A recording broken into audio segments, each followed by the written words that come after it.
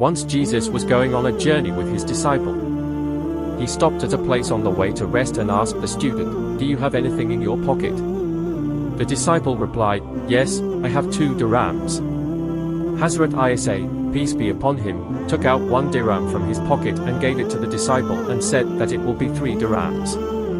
There is a village nearby. Bring 3 dirhams worth of bread from there. If you want something or something like that, then it will come to you. Hazrat Isa, peace be upon him, does not give you a dirham or a dirham to come to it. Small roti cheese. This is why Hazrat Isa, peace be upon him, is the one who has the best robots.